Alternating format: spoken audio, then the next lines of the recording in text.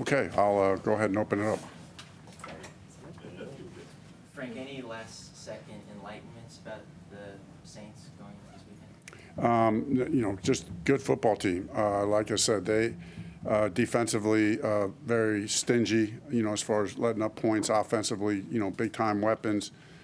So really a great challenge. Monday Night Football, we're excited about getting the Saints on Monday Night Football at home to open up, for our home opener.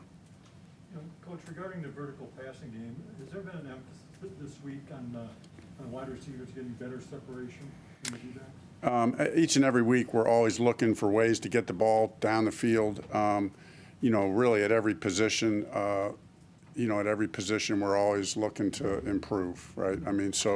Whatever our skill is, for receivers, that's going to be stance and start, separation at the top of a route. For offensive linemen and defensive players, it's all different. So we're always working on all those aspects.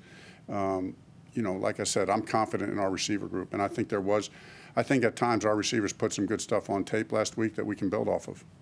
Frank, with this being a division game this week, what have you expressed to the team about the urgency of getting a win this week? Yeah, it's a big deal, right? You start off 2 division games.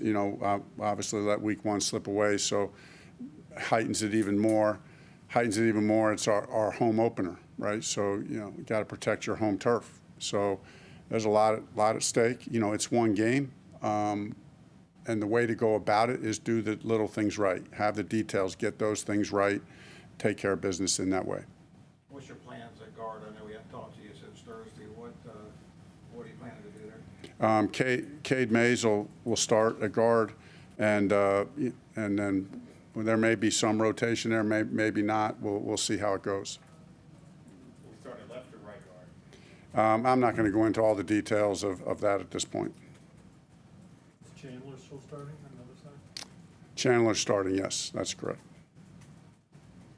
What are your feelings on Chart and his readiness? Yeah, DJ was full today. He was full today, so he'll be ready for the game.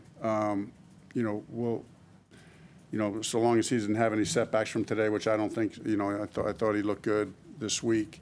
We'll see if he's on a pitch count or not, possibly a pitch count. We'll play that by ear as we go. Hey Frank, back in training camp, I asked you about Bryce Young and his humility. I'm just curious, I wanted to follow back up on it. What was the first time that you noticed that when you first met him? And maybe it was a meeting and scouting combines. When did you kind of notice that about him personally?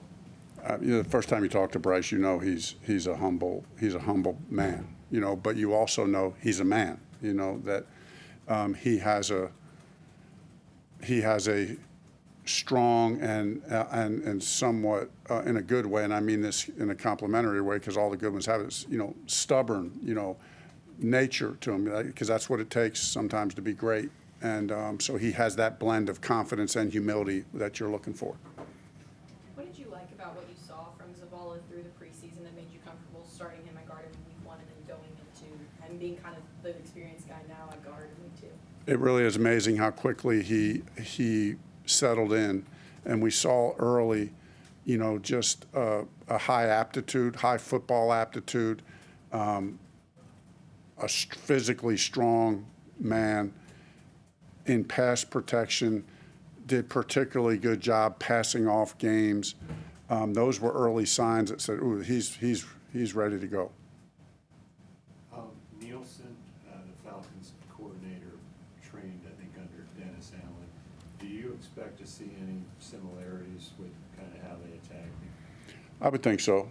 And I would think they've talked. You know what I mean? I would guess they've talked. But listen, Dennis, Coach Allen is, to me, one of the best. And he's been one of the best for a long time, schematically, as a coach. He's always done a great job. I've always highly respected, very multiple. His pressure packages are very sophisticated. We have a young rookie quarterback. It's our second game. I'm sure he's going to challenge us in every way. Anything else for Coach? I was just going to ask, I don't know that we asked you about Brady Christensen. Is he season ending?